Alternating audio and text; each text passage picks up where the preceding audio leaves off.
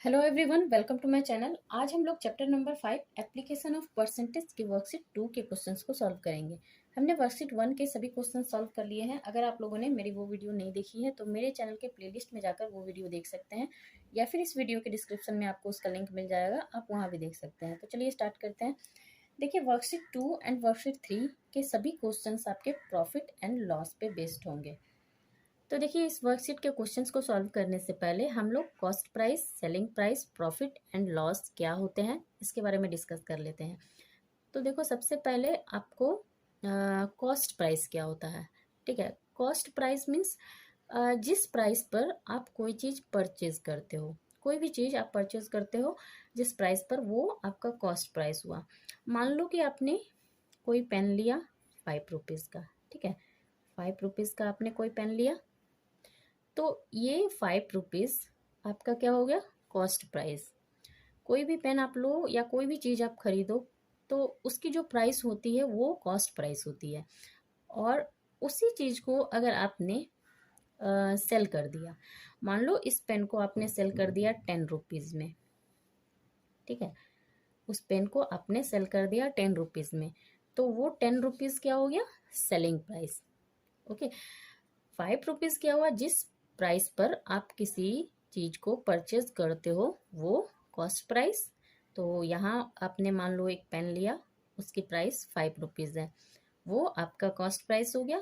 और उसी पेन को अगर आप 10 रुपीज़ में सेल करते हो तो वो आपका सेलिंग प्राइस हो गया।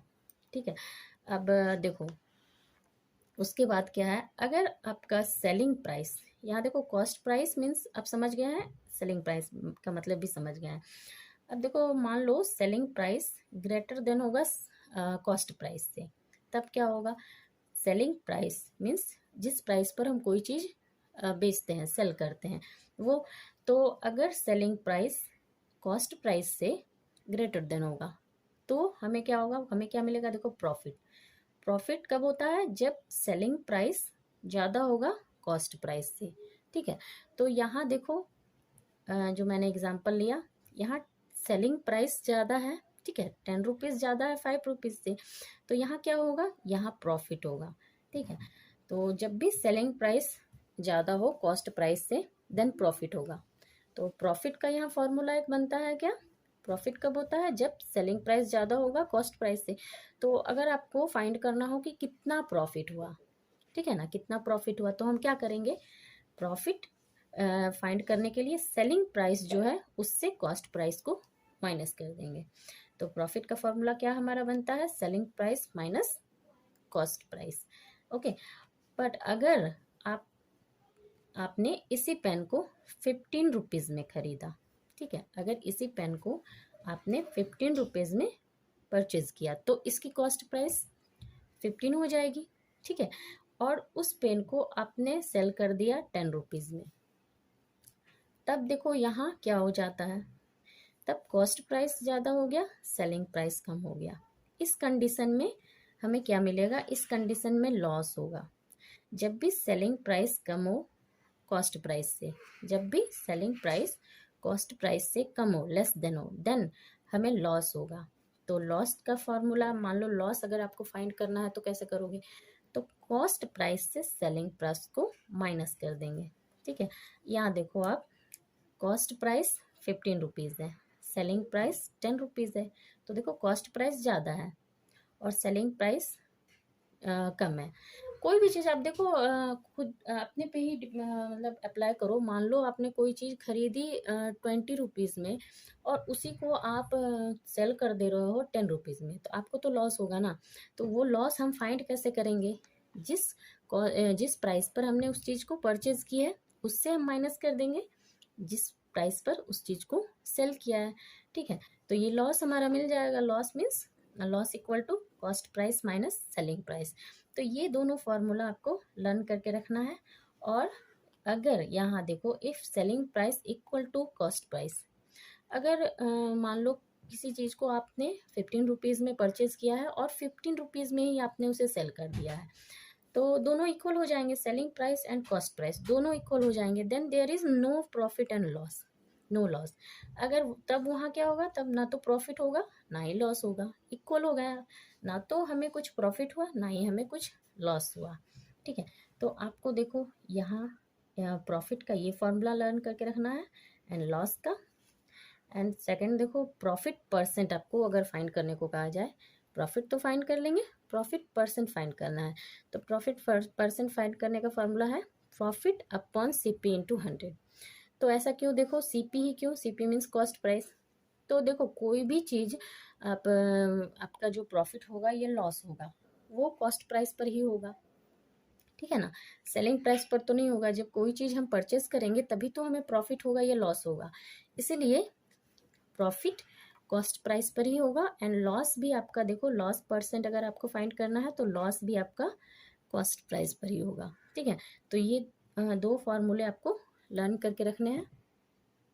तो देखिए फर्स्ट क्वेश्चन हमारे पास है, a shopkeeper purchased a pair of shoes for ₹800 and ₹20 on it's box. देखो एक शॉपकीपर ने एक शूज परचेज किए हैं। ठीक है, शूज की प्राइस कितनी है, ₹800, और उसके बॉक्स पे वो कितने स्पेंड करता है, ₹20। Okay, he sold it at a profit of ₹80। उसने उसे कितने में सेल कर दिया है, ₹80 में। तो आपको फाइंड करना है actual CP of shoes, shoes की एक्चुअल सीपी क्या है। एंड सेकंड में है selling price of shoes find करना है, थर्ड में प्रॉफिट और लॉस परसेंट। तो देखो यहाँ एक्चुअल सीपी ऑफ शूज क्यों कहा गया है, आप देखो यहाँ इस शॉपकीपर ने एक शूज परचेज किया है जिसकी प्राइस कितनी है, ₹800। उस पे और क्या किया है उसने, उसके बॉक्स पे ₹20 स्पेंड किए हैं। तो देखो ये दोनों जो प्राइस उसके स्पेंड हुए हैं, पैसे खर्च हुए हैं, वे उसके पॉकेट से ही खर्च हुए हैं, उसने ही दिए हैं। ₹800 तो शूज का प्राइस है, प्लस उसके साथ उसके बॉक्स पे उसने ₹20 दिए हैं। तो उसका टोटल कॉस्ट प्राइस तो आपका, ये दोनों को ऐड कर देंगे तब हमें मिलेगा। ठीक है ना, देखो हमारे बुक में इसके बारे में दिया भी गया है, the additional amount spent on transportation, rent, labor charges, repairing etc are known as overhead expenses. Overhead expenses are included in the cost price. अगर आप कोई भी चीज़ परचेज करो उसके ऊपर अगर आपको ट्रांसपोर्टेशन का स्पेंड करना पड़े, रेंट, लेबर चार्जेस, रिपेयरिंग, ये सारे अगर इस तरह के अलग से प्राइस स्पेंड करने पड़े तो वो सारे क्या कहलाएंगे, ओवरहेड एक्सपेंसेस कहलाएंगे। वो ये मीन्स बाहर से आपको खर्च करने पड़ते हैं उसके लिए। आपको जिस चीज़ को आप परचेज कर रहे हो उसका प्राइस तो आपको देना ही पड़ेगा। उसके साथ अगर उसको ट्रांसपोर्टेशन में जितने पैसे लगेंगे वो आपको देने होंगे, रेंट देना होगा अगर रेंट लगेगा तो, लेबर चार्जेस, तो ये सारे कहाँ इंक्लूड होंगे, ये सारे उसी के साथ इंक्लूड होंगे, कॉस्ट प्राइस के साथ। ओके, तो यहाँ भी सेम आपका वही रूल अप्लाई होता है। Actual cost price of shoes, shoes का एक्चुअल कॉस्ट प्राइस क्या होगा, जो 800 उसने शूज पे खर्च किए हैं, ₹800, प्लस इसके साथ उसने बॉक्स पे कितने स्पेंड किए, ₹20।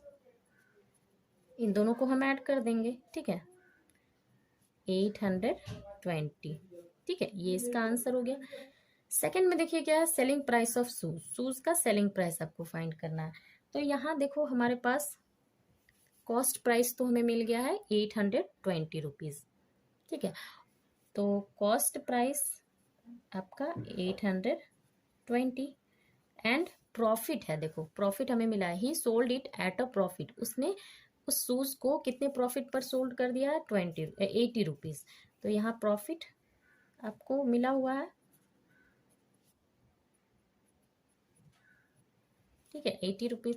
तो सेलिंग प्राइस क्या होगा, तो देखो हम लोग सेलिंग प्राइस जानते हैं, सेलिंग प्राइस क्या मिलेगा, उसने ₹820 कॉस्ट प्राइस है।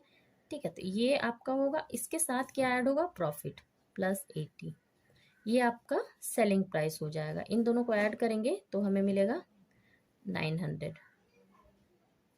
ओके, तो सेलिंग प्राइस शूज का ₹900। तो ये कैसे आया, देखो हमने अभी एक फॉर्मूला आपको बताया था, प्रॉफिट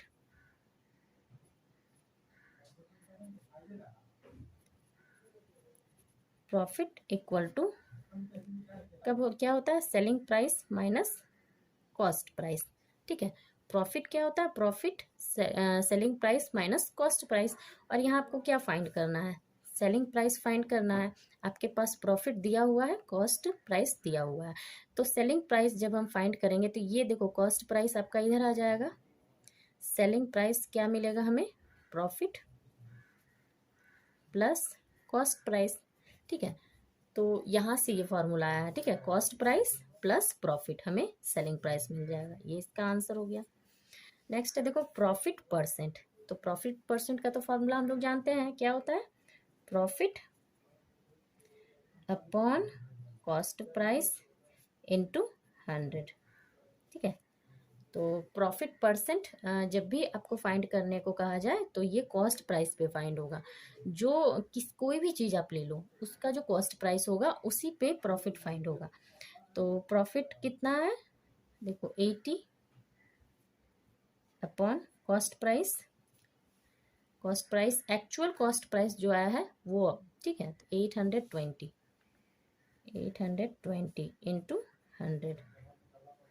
तो यहाँ देखिए ये ज़ीरो कैंसिल हो जाएगा एंड 2 से कैंसिल होगा 8, 4 टाइम्स 2 से कैंसिल होगा 82 आपका 4 एंड 1। ठीक है, तो यहाँ देखो 4 इंटू 100, 400 हमें मिलेगा अपॉन 41। ये आपका 400 अपॉन 41%, ये इसका आंसर हो गया। सेकंड क्वेश्चन है हमारे पास, 400 मैंगोज वर परचेज एट ₹125 पर 100 and sold at a loss of ₹100. Find the selling price of 1 dozen mangoes. तो देखो यहाँ क्या दिया गया है, हमारे पास 400 मैंगोज परचेज की गई है।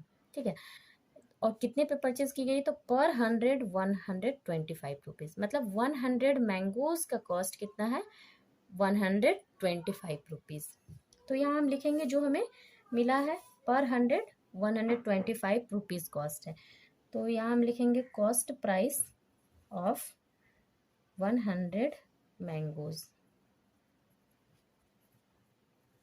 100 मैंगोज की कॉस्ट प्राइस कितनी है, ₹125। देखो यहाँ पर 100 दिया गया है, ये आप मत समझना कि ₹125 कितने कॉस्ट 400 मैंगोज की कॉस्ट है, नहीं, 100 मैंगोज की कॉस्ट आपका ये है। ठीक है ना, 100 मैंगोज का कॉस्ट आपका ₹125 है। तो cost price of 100 mangoes ₹100, ₹125। Therefore हमें आपको यहाँ फाइंड करना होगा कि 400 मैंगोज की कितनी कॉस्ट है। Therefore selling cost price of 400 mangoes, 400 mangoes की कॉस्ट हम कैसे फाइंड करेंगे, आप देखो यहाँ 100 मैंगोज है तो इतने रुपये का है। ठीक है ना, तो अगर हम 400 में 100 में 4 से मल्टीप्लाई करेंगे तो 400 मैंगोज हमें मिलेंगे। तो 4 से हमें इधर भी मल्टीप्लाई करना होगा, 4 इंटू 125। ओके, समझ गए होंगे। 100 यहाँ है, 100 को अगर हमें 400 बनाना है तो 4 से मल्टीप्लाई करेंगे। तो आपको आप इधर 4 से मल्टीप्लाई करोगे तो इधर भी तो करना होगा, तो 4 से मल्टीप्लाई कर देंगे हम। तो 4 से मल्टीप्लाई करने पे हमें मिलेगा ₹500। ठीक है, तो 400 मैंगोज की कॉस्ट प्राइस हमें कितना मिला है, ₹500। अब आपको और क्या दिया गया है, देखो इससे सेल किया गया है कितने लॉस पर, ₹100 के लॉस पर। तो कॉस्ट प्राइस तो हमें मिल गया है, अब आपको लॉस भी दिया गया है, लॉस दिया गया है ₹100। और फाइंड क्या करना है, फाइंड देखो find the SP of selling price of 1 dozen mangoes. मतलब आपको 1 डजन मैंगोज की सेलिंग प्राइस फाइंड करनी है। तो सबसे पहले हमें सेलिंग प्राइस फाइंड करनी होगी 400 मैंगोज की।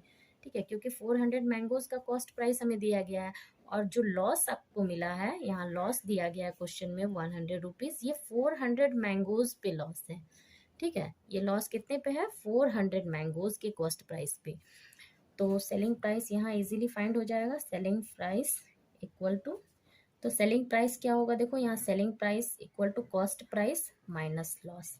ठीक है। ये फार्मूला हमारा आता है सेलिंग प्राइस का। क्या आएगा फार्मूला? जब हमें सीपी एंड लॉस दिया रहेगा तो जब भी सेलिंग प्राइस आपको फाइंड करने को कहा जाए और लॉस रहे तो कॉस्ट प्राइस से लॉस को माइनस कर देंगे तो हमें सेलिंग प्राइस मिल जाएगा। तो कॉस्ट प्राइस कितना है? 500, लॉस कितना है? 100, माइनस करेंगे तो हमें कितना मिलेगा? रुपया 400, क्योंकि रुपीज़ में है सभी। ठीक है।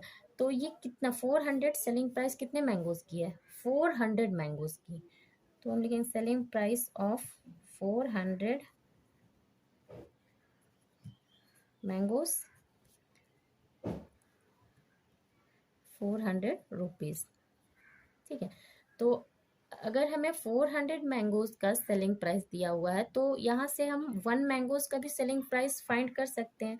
Therefore selling price of 1 mango, 1 mango का कैसे मिलेगा हमें? 400, ये 400 से डिवाइड कर देंगे इस 400 को। ठीक है। तो डिवाइड कर देंगे तो हमें मिलेगा, देखो 400 से 400 को डिवाइड करेंगे 1 मिलेगा।